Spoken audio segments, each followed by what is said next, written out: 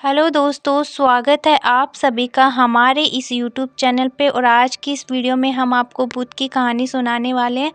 चलिए कहानी शुरू करते हैं। उससे पहले अगर आपने हमारा चैनल सब्सक्राइब नहीं किया तो चैनल को सब्सक्राइब कर लीजिए, बेल आइकन पे प्रेस कर लीजिए, जो कि ऐसी कहानी के नोटिफिकेशन आपके पास आते रहेंगे। तो चलिए कहानी शुरू करते हैं। राजा के यहाँ बुद्ध का जन्म हुआ।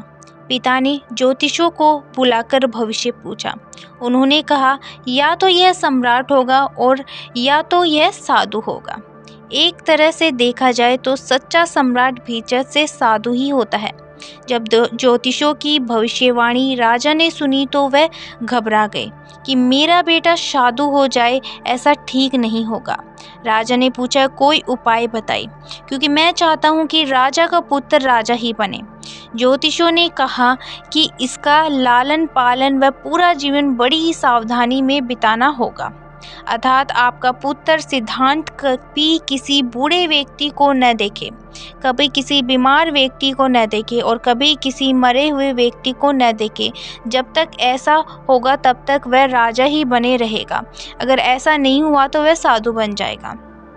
राजा सुधोधन ने अपने पुत्र सिद्धार्थ के लिए बढ़िया से बढ़िया बड़े बड़े महल, अच्छे अच्छे भोजन, दास दासियां और खाने पीने के सामान आदि वस्तुओं के ढेर लगा दिए। पिता ने पुत्र को सुख सुविधा में इतना उलझा दिया कि उसे बाहर का संसार याद ही नहीं आया। सुशोधन ने समझ लिया कि अब इतने सुखों के आगे साधु बनने का प्रश्न उपस्थित नहीं होता। वह निश्चित हो गए। राजा सुशोधन ने बिल्कुल पक्की व्यवस्था कर रखी थी कि उनका पुत्र सिद्धांत जीवन में कभी भी वृद्ध, बीमार और मृत व्यक्ति को देख न सके, क्योंकि वह अपने पुत्र को खोना नहीं चाहते थे। सिद्धांत का जीवन ऐश्वर्य और सुख सुविधाओं में बीत रहा था। उनके जवान होने पर एक सुंदर कन्या यशोधरा से उनका विवाह हो गया। विवाह हो जाने पर सुशोधन की आधी चिंता मिट गई। अब तो शादी हो गई, अब कहाँ जाएगा? अब तो मेरा पुत्र बंधन में बंध गया है, अब उनके कहीं जाने का सवाल ही नहीं उठता। 1 वर्ष बाद बेटे का भी जन्म हो गया। उसका नाम राहुल रखा गया। अब राजा सुशोधन को बिल्कुल पक्का विश्वास हो गया कि अब यह कहीं नहीं जा सकता।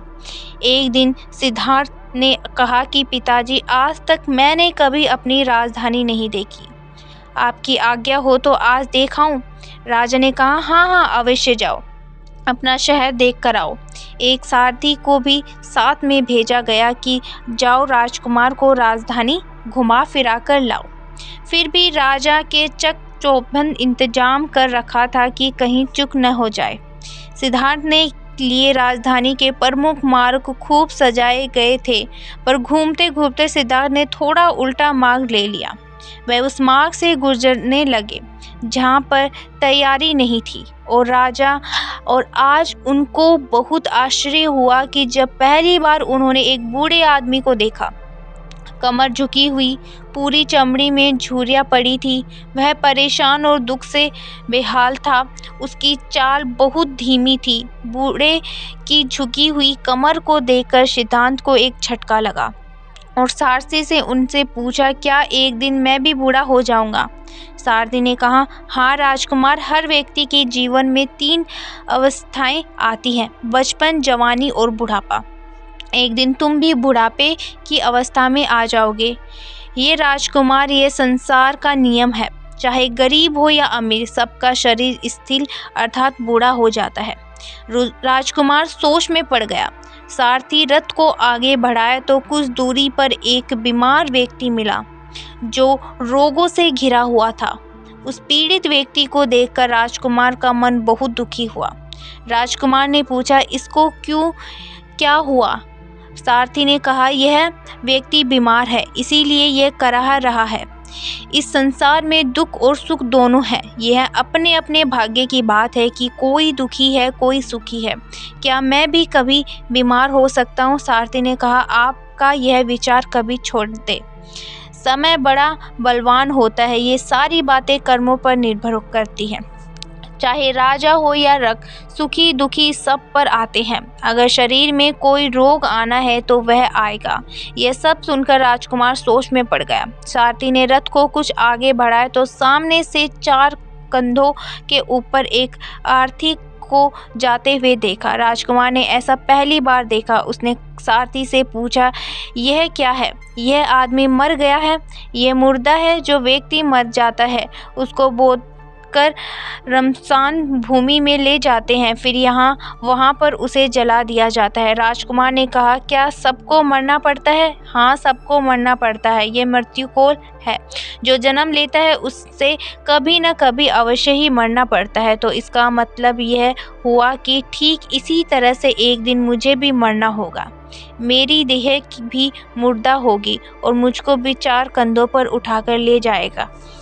मुझको भी ऐसे ही रस्सियों से बांध जाएगा। मेरे भी आगे पीछे घर के सदस्य रोएंगे, तड़पेंगे और जिस संसार को मैंने झटका ले किया वह सारा का सारा मुझे छूट जाएगा। इसका मतलब ये हुआ कि क्या एक दिन मैं भी मर जाऊंगा?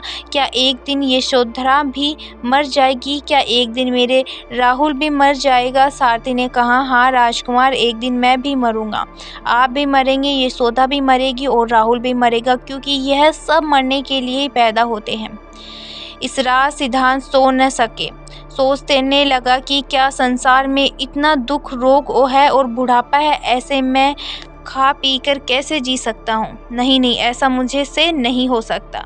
मुझे खोजना होगा कि इस तत्व को जो दुख, पीड़ा और शोक से रहित हो, जो भय, भ्रम और भूल से परे हो, जो अनंत आनंद से भरा हो, जिसे पाकर फिर और कुछ पाने की इच्छा न हो। सिद्धांत वैराग्य के शिखर तक पहुँच चुके थे। बस उसी रात को उन्होंने घर छोड़ दिया। सारथी से कहा कि नगर की सीमा से दूर ले चलो। नगर के बाहर पहुँचते ही सारथी को लौटा दिया। फिर कई दिनों तक वन में चलते गए। एक घने पीपल के वृक्ष के नीचे आसन लगाकर ध्यान में लीन हो गए। तो दोस्तों, इसी के साथ ये कहानी समाप्त करते हैं। वीडियो पसंद आए तो वीडियो को एक प्यारा सा लाइक करके चैनल को सब्सक्राइब कर दीजिए। राधे राधे।